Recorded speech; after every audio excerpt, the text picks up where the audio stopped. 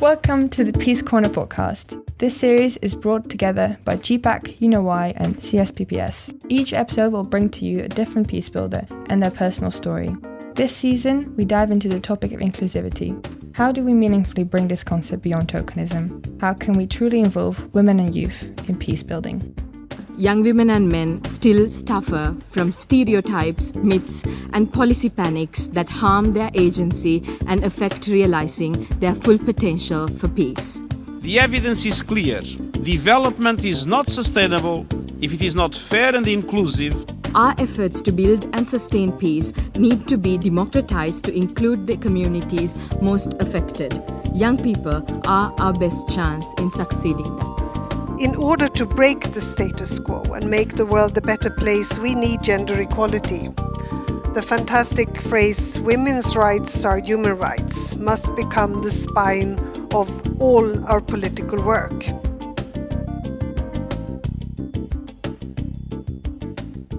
Welcome to today's episode of the Peace Corner podcast. We're joined by Patrick Bwire, who is GPAC's Regional Liaison Officer for Eastern and Central Africa. He also coordinates a project on preventing the re-radicalisation of youth in Uganda. Today, we're going to dive into the topic of the reintegration of child soldiers. So welcome, Patrick, and thank you very much for joining us on the podcast today. And so our first question for you, Patrick, is what personally motivated you to become a peace builder? Thank you. The number of factors that I may say motivated me, some of them lead into each other. One of those is my experience as a child. I grew up in Uganda, in a place that was experiencing conflict, and in most of the areas in Uganda, it was in a post-conflict community.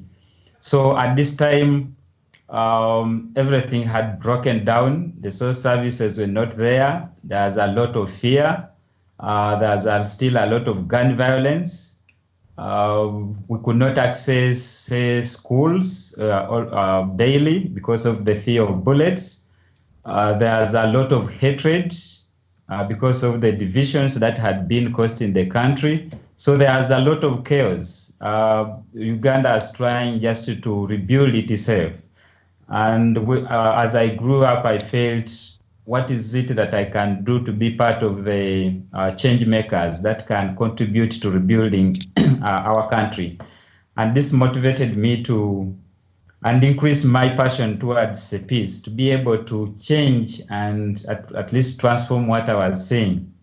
Along the way, I also happened to get a lot of skills in terms of peace building and conflict transformation. And this also continued to motivate me into applying the skills that I have now to be able to be part of the change process. And personally, I'm a lover of peace. And so when I go in for peace, I'm doing what really I love. Wow, that's really inspiring, and it's really nice to hear such a personal aspect to your story. And I was just wanting to ask, you were talking about the fear that was kind of there existing due to the conflict and causing tension between the groups. Do you think that kind of has increased the ongoing tension and the conflict that still exists now? Yes, they did, because we have a situation that is quite complex. And most of the wars that we've had have been successive wars, one after another. For example, the one I'm referring to was led by a lady called Alice Lakwena.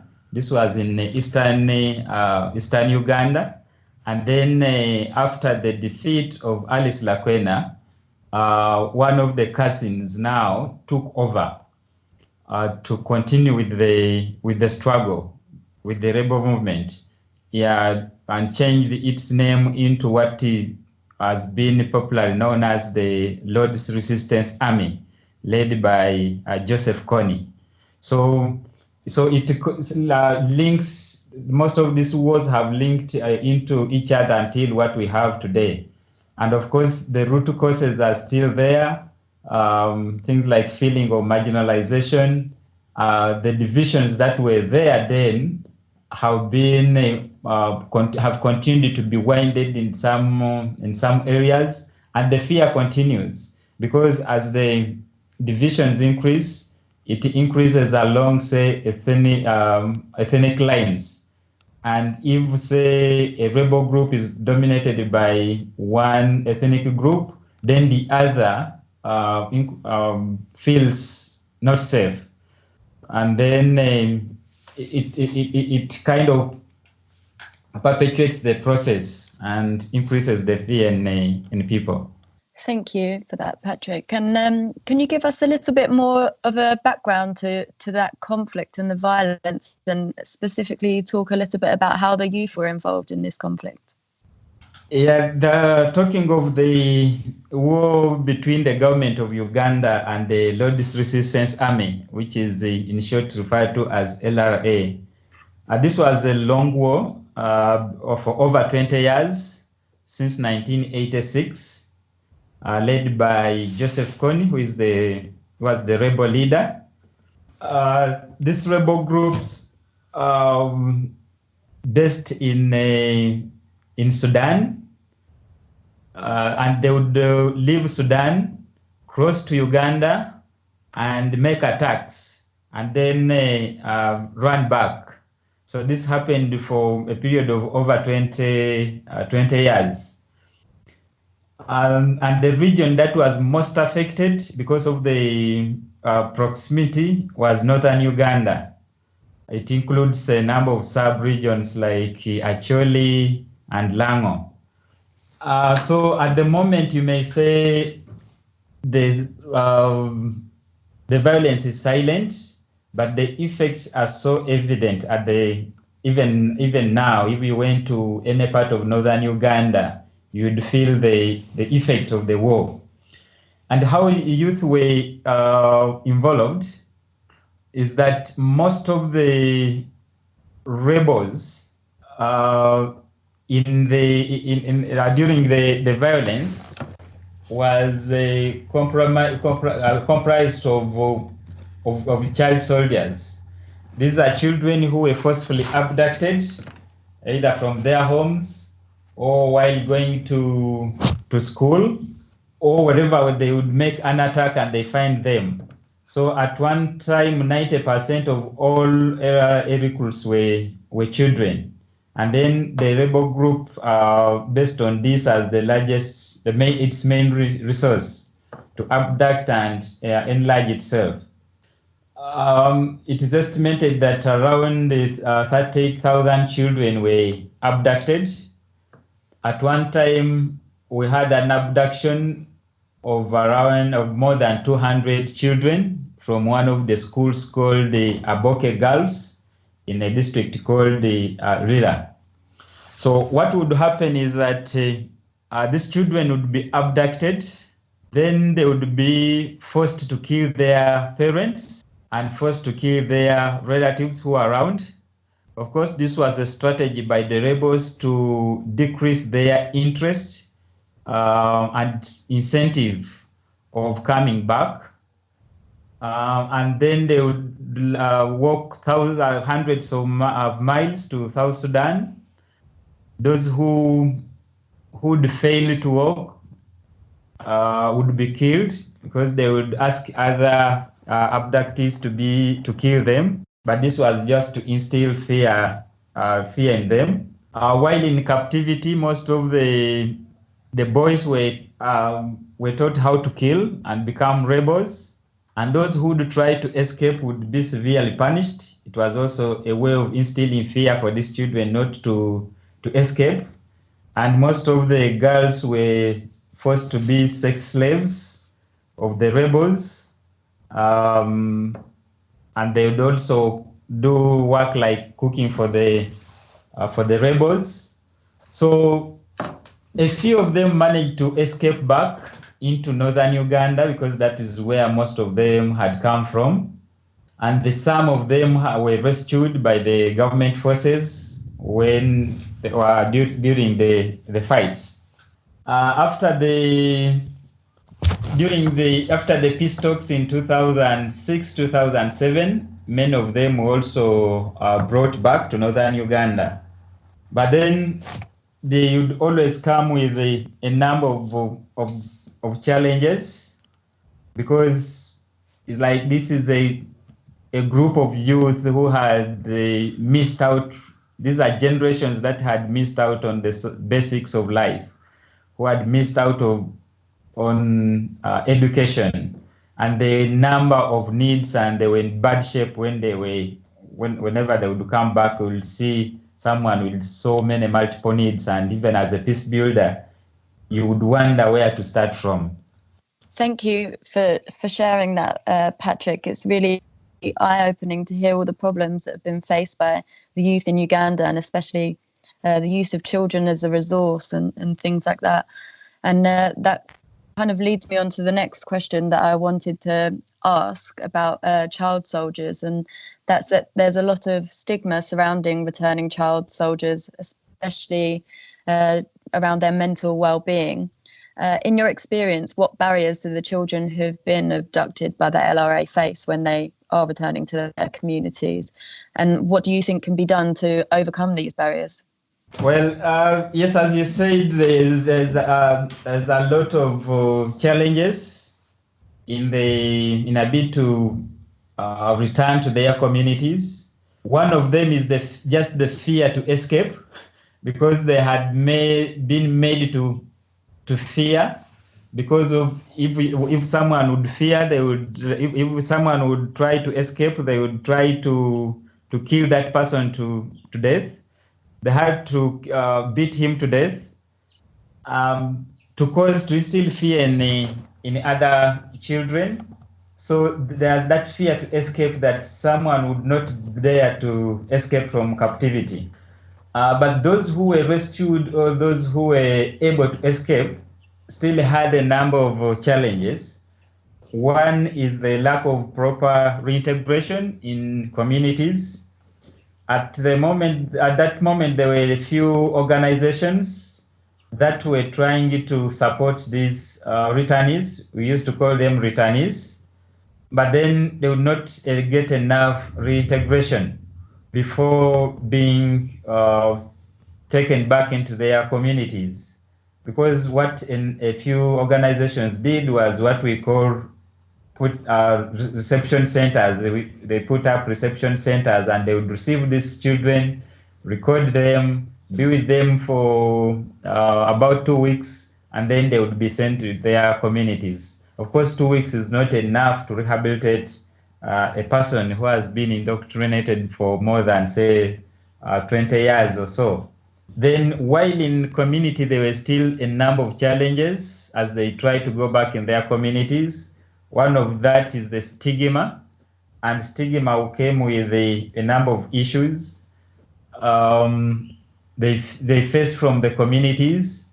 One, there was a general anger among the communities that these were perpetrators, that these are people who have been killing us, these are people who have been tormenting us, and we can't allow them back into communities. Now, that was a negative perception that was a challenge to the child soldiers. Many of them looked at them as killer machines, because they said the only thing they can do is to kill. There's nothing valuable in them anymore. Many of them were referred to as wives of rebels, because many of them had been raped, have been forced to become wives of rebels. So that one had a negative connotation. And then they would refer them as children of rebels, because many of them had been born in captivity. So they were like, these are not part of us. We don't know them. These are children of rebels. These are rebels. We can't accept them in communities. So they faced a lot of resistance. And then some of them could even be rejected by their own parents because of the experiences they had gone through, because of the reference to them as killer machines. Even their own parents feared that if they accepted their children to come back into their homes, then there will be a problem to them. I would even think that this was partly true, because a few of them who had earlier come, there were incidences where they had killed their parents because of the trauma, of course. Any conflict at home, they would end up into killing. Some of them would kill their brothers. Even at school, a simple fight could end up in death. So there's that kind of fear. And this was, you look at this as being like double trauma or double punishment, because with all the suffering they had undergone through in the bush while in captivity, they came back in their communities and faced such resistance. Many of them could not fit in school because, of course, while in the bush, they were not able to access school. So they came back, I would say they were overgrown, but then there were attempts to take them back to school. But then they could not fit well in school in terms of moving along with the rest of the children. And some children feared them as well. And then they looked at them as a problem to them. And there is also a certain section of child soldiers whom would say were even a worse situation. And these are children who were born while in captivity. Many of these had been born out of rape. So these are children who didn't know their father. Their mothers didn't know who the father is. So when they were brought back in their communities, they didn't know what to do. They didn't know where to be because they had no place they would call home. Because in places like northern Uganda, a place you can call home is where your descendants were. Because where your land is. Now, land in northern Uganda is attached to tradition and clan. So if you can't identify where your parents were, where your grandparents were, where your clan are, or the clan members, or the land that belongs to you, you can't claim any land. So they ended up being homeless, and many of them ended up on streets, either in Kampala or in some places in northern Uganda. But we as peacebuilders, one of the challenges we saw was around the multiple needs of these children. When they came back, as a peacebuilder, you would look at them and wonder where to start from. For example, you'd find one child who has come back, but this is a child who is a child mother. So this is a child carrying a child. This child has HIV/AIDS because of the rape and the sexual assaults and harassment and the abuse that went on in the bush. This is a child who has no source of income. This is a child who has no food. This is a child who has no parents and physically, of course, not well. Some of them had bullet wounds.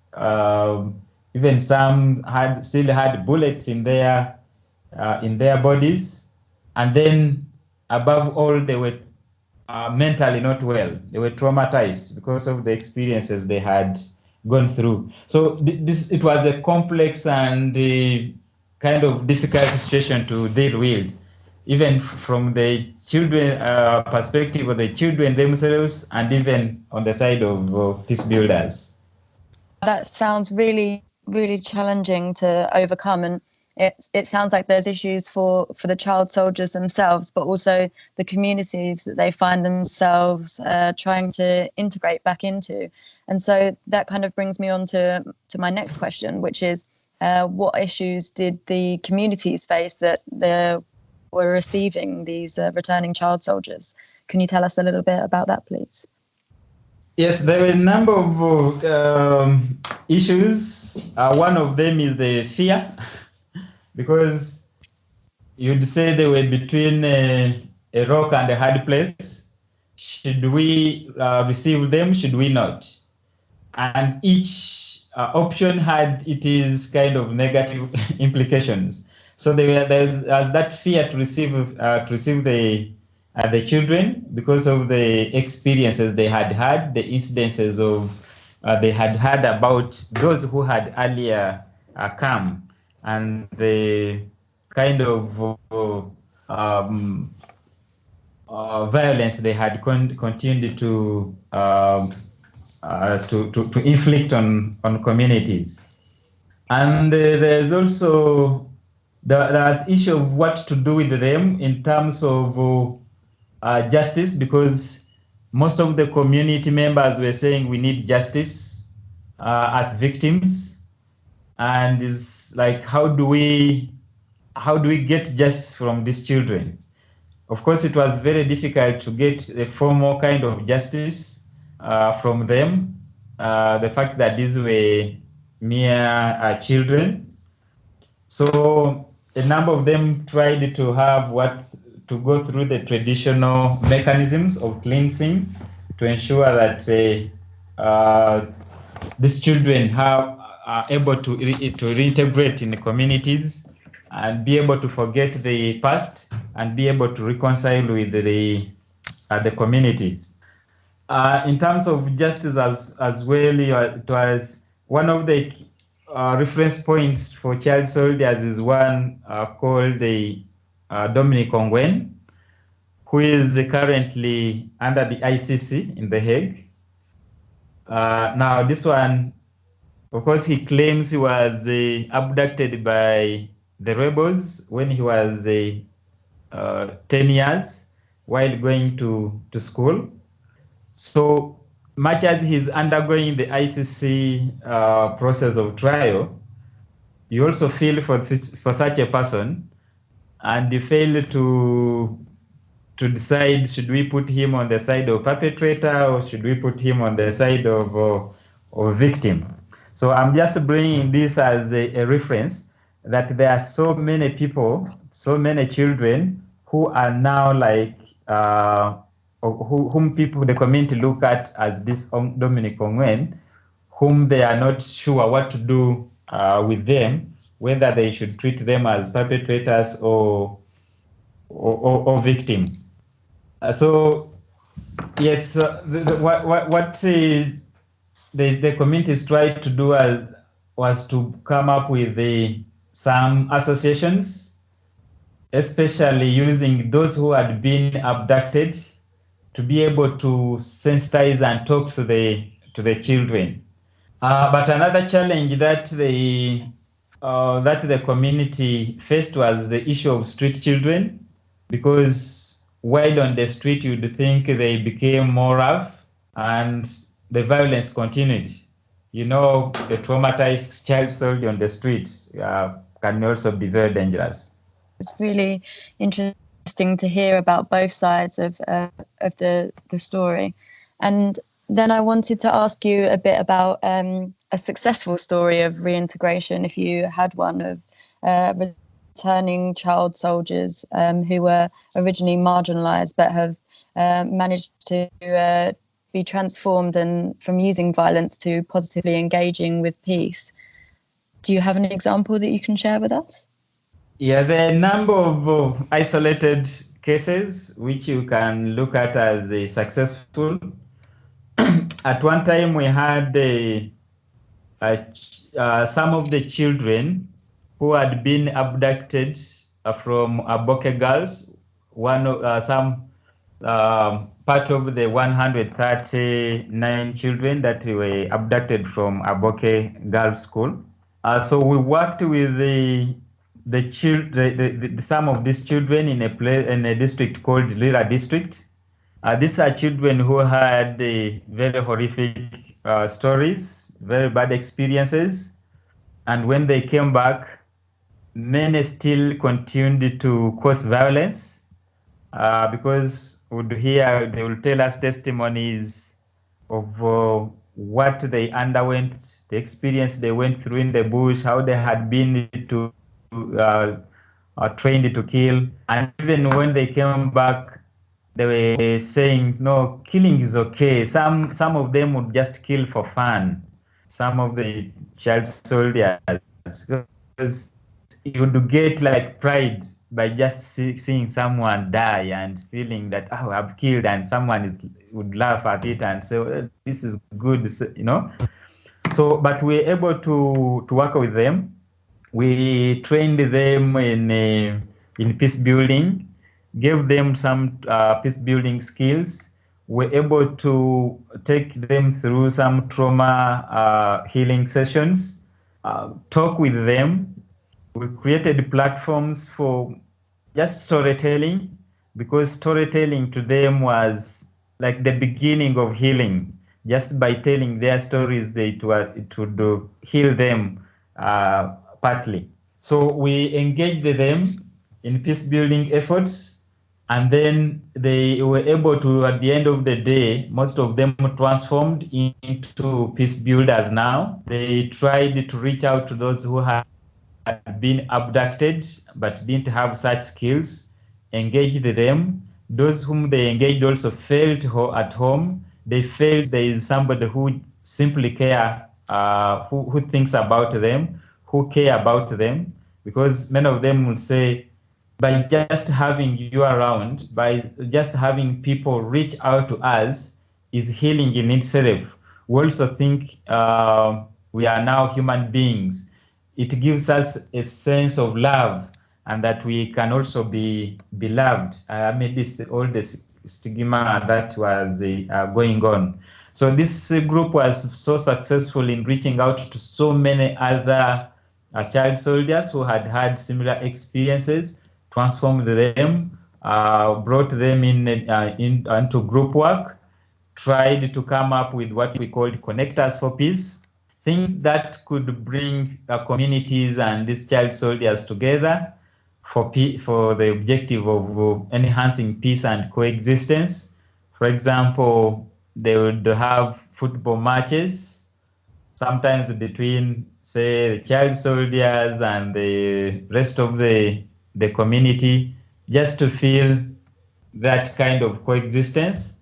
Many times we would go there, and instead of putting like a team of former child soldiers and community members, we kind of mix them together to make them feel that, yes, in peace building, we all need each other and we need to be together. And then they started music, dance, and drama activities.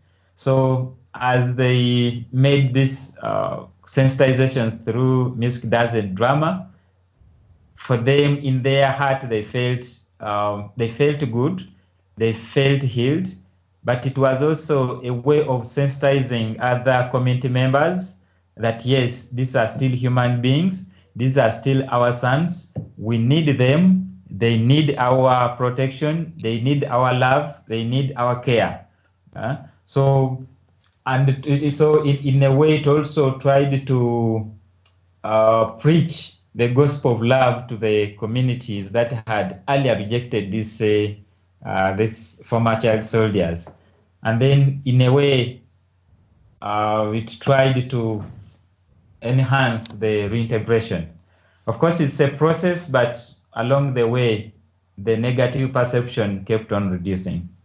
Oh, it's really nice to hear that activities like football, drama, and music can bring communities together that have been through so much. And it's really interesting to hear that storytelling works as a healing process, and it gives kind of a voice to the trauma and creates that feeling of being loved, which I think is a really nice sentiment.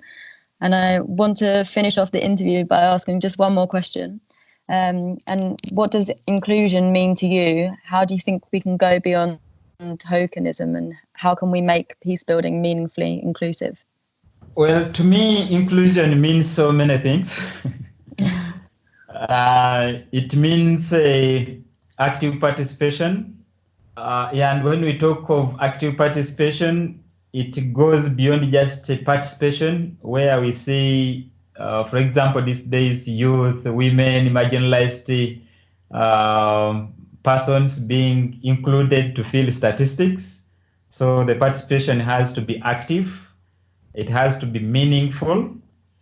Meaningful also means a lot. It means more than having youth and those you're trying to include merely as passive recipients. For example, we have, when we are talking about youth, we need to have to go beyond having youth as passive recipients of adult interventions, where interventions are made by adults and these ones are passively brought on board. And it also means, to me, a situation where those who are being included have the power, have the capacity to be able to participate in the processes. If it's a development process, from all in all the steps, in all the cycles of development, where they are able to make decisions, and decisions that support them, that help them, that can be able to empower them. We need to be able. Inclusion also means being able to move these people whom we always say we want to include from the menu to the table. What I mean here is, many times we always say, and we always hear leaders say, "Oh, no, youth is now is a priority. We've included it on our agenda. We have included women on the agenda. We are now including ethnic minorities on the agenda." That is being on the menu. But we need a situation where we are able to have these people move from the menu to the table, where they are active participants on the table of decision making. And of course, this one comes with the empowerment for these people to reach the table and make meaningful participation. They need to be empowered. So we have to have these people, to ensure that these people are empowered, to have what it takes, to have the capacity to be able to make meaningful contribution. So, and this is something we are taking seriously beyond tokenism, especially us in Eastern and Central Africa, the members of GPAC, to be able to ensure that inclusion is one of the key priorities, where we are not talking on behalf of youth, where we are not talking, for example, on behalf of women, where we are not talking on behalf of ethnic minorities, but we engage them, build their capacity, that they are such that they are able to talk for themselves and make decisions for themselves. Wow, that's really nice to hear all the work that you're doing to help engage and empower to achieve inclusion. I think that's really nice. And thank you so much for sharing such personal experiences with us and talking so much about such an eye-opening topic, which is really important to understand. And it's been such a pleasure having you on the podcast, Patrick. So thank you very much for your time. Thank you so much. It's a pleasure. Thanks for listening to today's episode of the Peace Corner. Interested in hearing more from us? Subscribe on iTunes, Spotify, SoundCloud, or wherever you might be listening.